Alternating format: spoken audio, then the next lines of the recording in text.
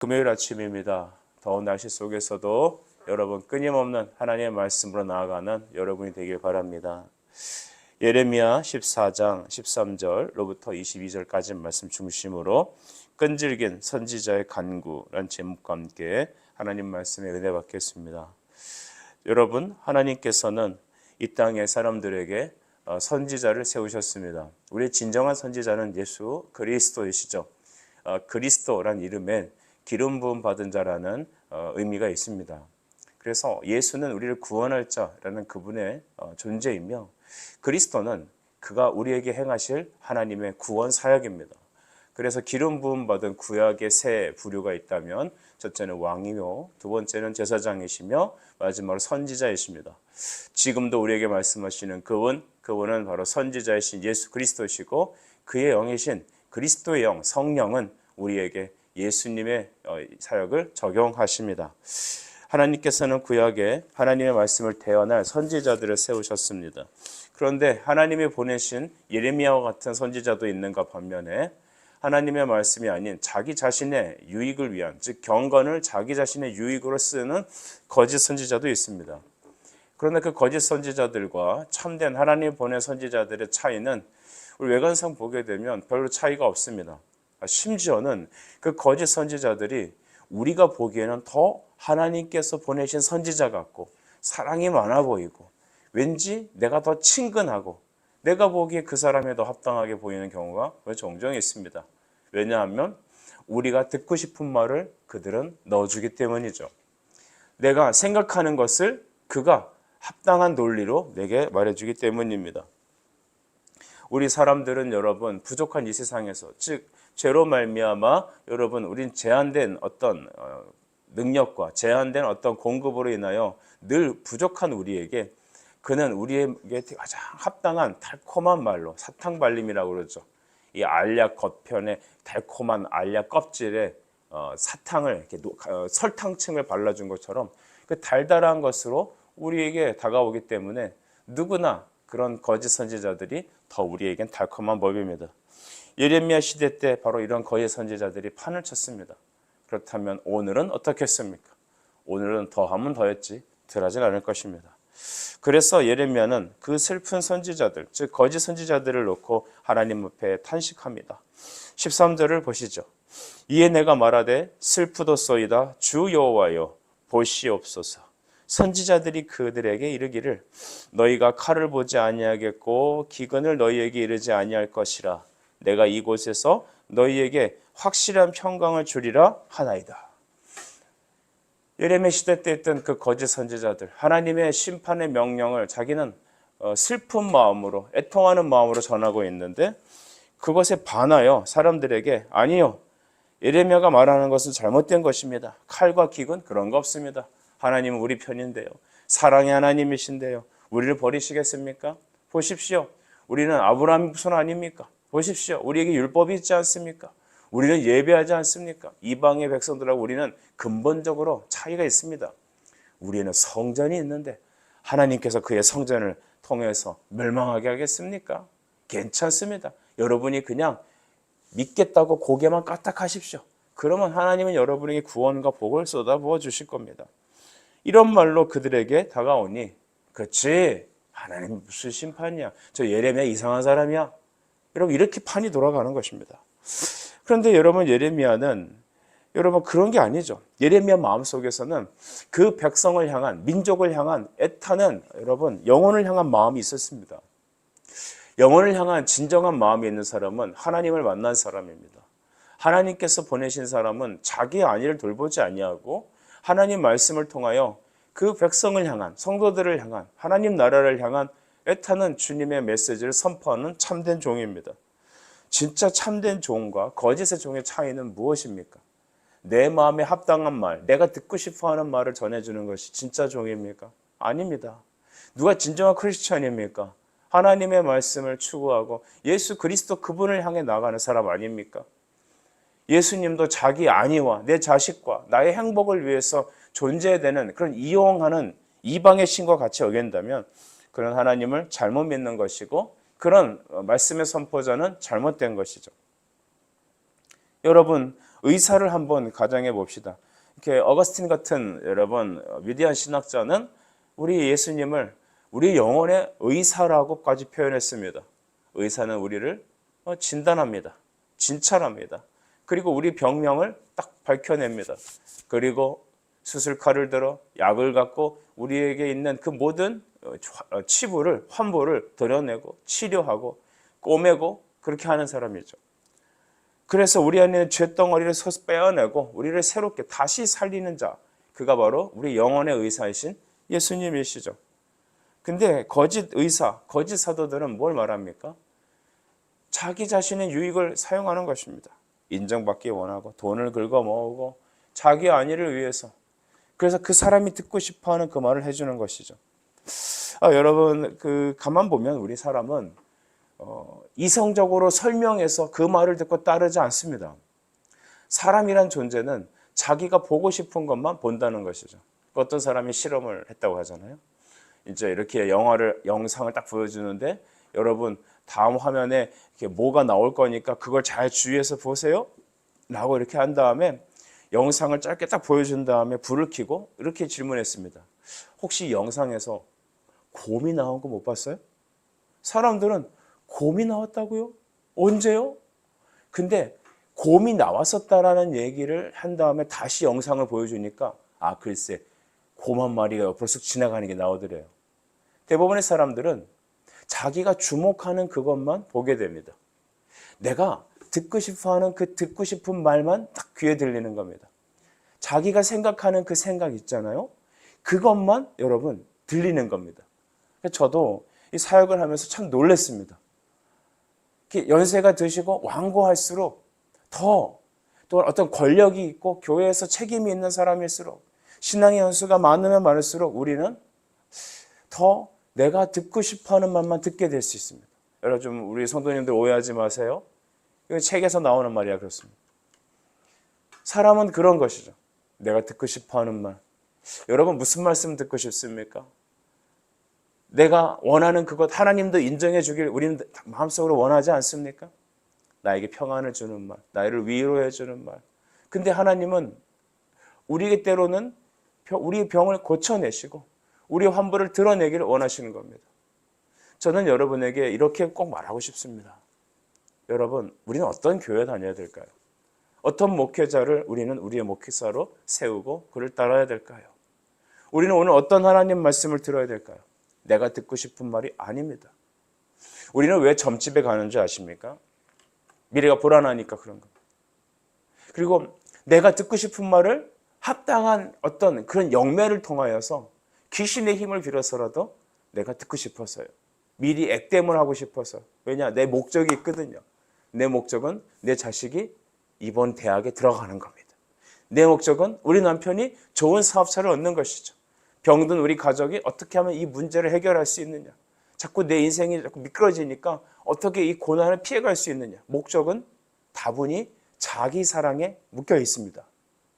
근데 우리가 하나님도 이렇게 대한다? 여러분 이것은 예수를 잘못 믿는 겁니다. 나를 맞추는 게 아닙니다. 나에게 하나님을 맞추는 게 아닙니다. 내가 주의 말씀에 맞춰가는 겁니다. 내가 부인되고 내가 꺾여지고 하나님의 말씀만 내 인생에 서는 겁니다. 여러분 우리는 그런 인생 살아갑시다. 그런 말씀을 추구합시다. 그렇게 기도합시다. 예레미야는 그 당시 거짓 선지자들을 향하여 애통해합니다. 왜 그럴까요? 그는 자기 민족을 향한 애타는 영혼에 대한 슬픈 마음이 있었기 때문입니다.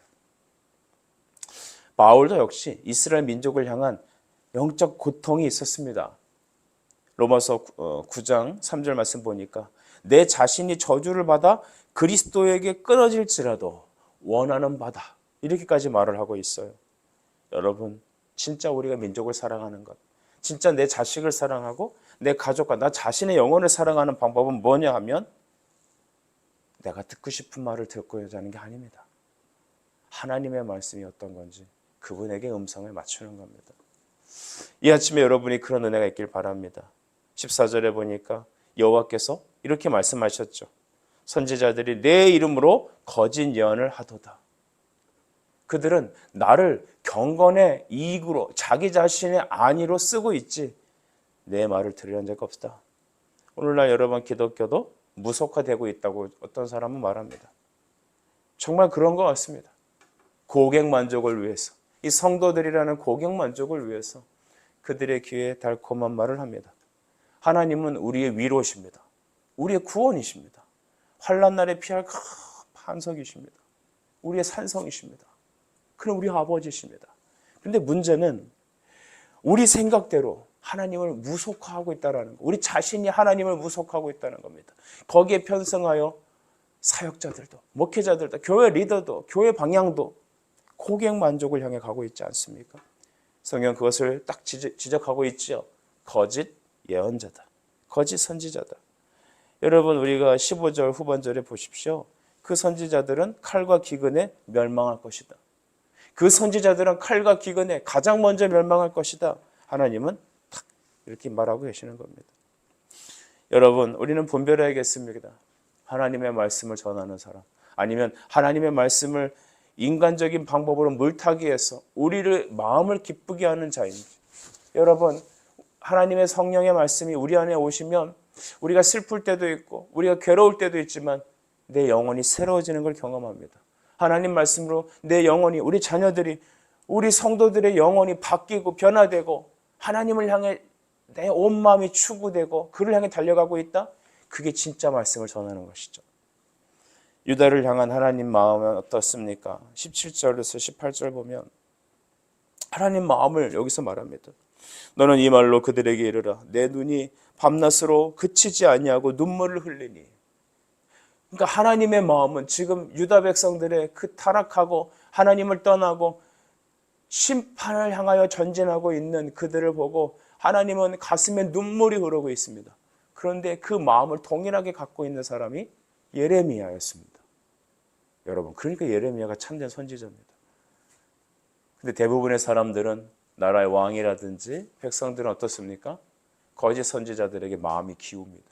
왜냐하면 내가 생각하는, 내가 원하는 말을, 내가 받고 싶어하는 그 카드를 딱 쥐어주기 때문이죠. 여러분, 오늘날도 살아가면서 우리 이 두 가지 간극을 벗어나지 못합니다. 우리가 사람을 따르고 사람을 이롭게 하려면 우리 그리스도의 종들이 아닐 것입니다. 우리에게는 쓰지만, 우리에게는 세상의 논리로는 맞지 않지만 하나님께서 명령하시는 그 말을 듣고 하나님께 주목한다면 우리는 하나님 말씀을 들을 수 있습니다. 그러나 채널을 내 자신의 사랑과 나 자신의 유익과 이 세상의 넓은 길로 걸어가는 사람들의 패턴을 따르는 사람이라면 자기가 듣고 싶어하는 말만 들을 것입니다.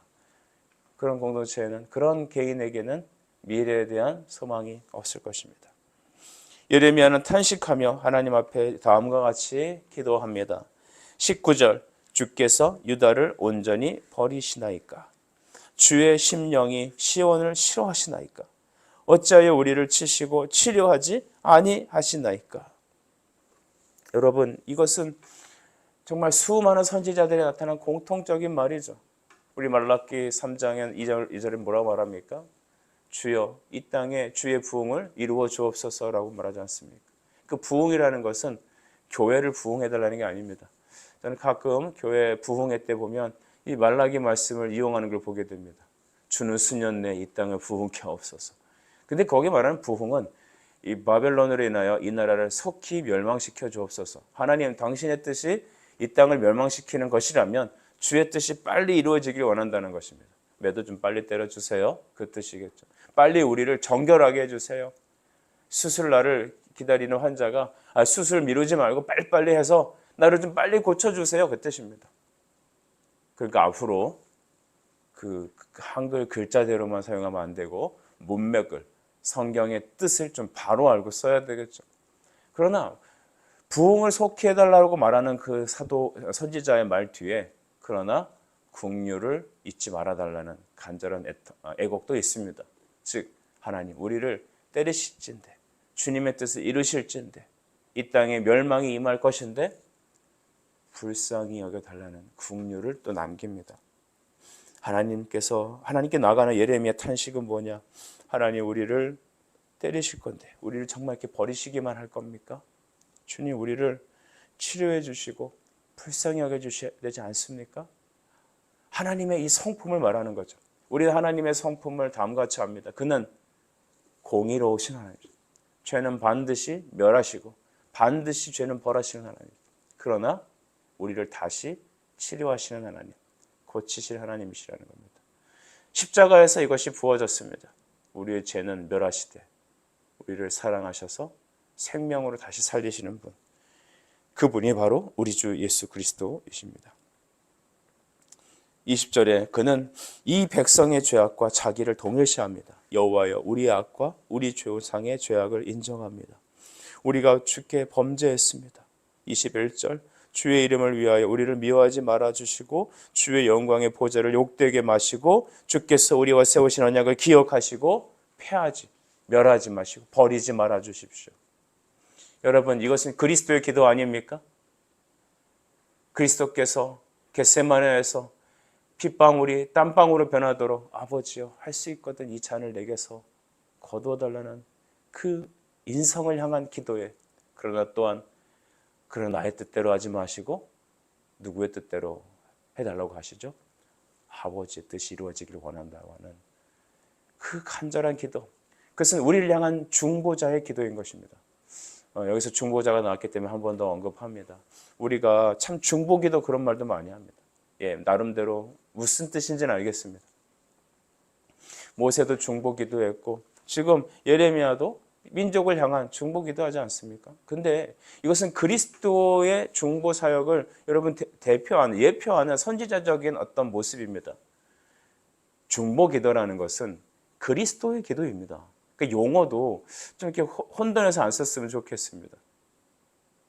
우리는 다만 함께하는 기도, 그렇게 좀 쓰면 좋지 않겠습니까? 도구라고 하면 좋지 않겠습니까? 간구라고 쓰면 되지 않겠습니까? 우리는 그런 것입니다. 그래서 여러분, 우리가 서로를 향한 중보자가 되자. 이게 좋아 보이지만 성경에서는 여러분 먼 것입니다. 이것에 도 반론을 피실 분들도 있겠지만 여러분, 용어는 그렇게 쓰자고 했으면 좋겠어요. 하늘과 땅의 유일한 중보자는 디모데전서 2장 5절에 예수 그리스도라고 말합니다. 우리를 위해서 하늘 우편에서 지금도 우리를 위해 친히 간구하시느니 그는 예수님이십니다. 오늘 이 예레미야의 탄식의 기도, 우리의 죄악을 인정합니다. 주께 범죄하였습니다. 성령이 말할 수 없는 탄식의 기도, 오늘 그것이 예수 그리스도의 우리를 향한 유일하신 중보기도입니다. 여러분, 하나님은 택하신 자들을 위하여 끊임없이 놓지 않으시고 우리를 일하십니다. 그러므로 오늘 예레미야, 하나님의 성령의 사람 예레미야는 우리의 죄악을 인정한다고 말하지 않습니까? 과거에 우리나라 7, 80년도에 여러분, 제가 얘기를 들어보면 많은 분들이 기도원에서 구급기도를 하시고 이 나라의 경제를 위해서 기도하고 이 땅의 백성들을, 교회를 위해서 한없이 기도했습니다. 그 기도가 여러분 우리 교회를 부흥시키게 하고 또한 여러분 그 기도가 우리를 지켰습니다. 수많은 전쟁의 위협에서 도저히 해결될 것 같지 않았던 이 나라의 가난이 하나님께서 역사하셔서 이루셨습니다. 물론 여러분 정치인을 사용하셨습니다. 경제인들을 사용하셨습니다. 우리 국민들을 하나님 이용하셨습니다만 보이지 않는 하나님의 절대적인 오른손은 바로 기도를 통하여 이루셨습니다. 여러분, 오늘 이 예레미야는 무엇을 갖고 기도합니까? 우리의 죄를 인정합니다. 우리가 하나님 앞에 범죄했다고 솔직히 고백합니다.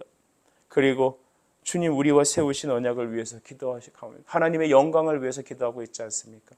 말씀을 통해서 기도하고 주님의 영광을 향하여 기도하고 하나님의 국류를 붙잡고 기도하고 우리의 죄를 고백하며 나가는 그 곳에서 우리는 미래의 부흥을 기대할 수 있습니다. 우리 22절 그 마지막 절을 같이 읽었으면 좋겠는데요. 그러므로 우리가부터 한번 같이 읽죠. 같이 읽습니다. 시작. 그러므로 우리가 주를 앙망하옵는 것은 주께서 이 모든 것을 만드셨음이니이다 하리라. 아멘. 하나님 우리의 창조주이십니다. 우리 영혼의 의사이십니다.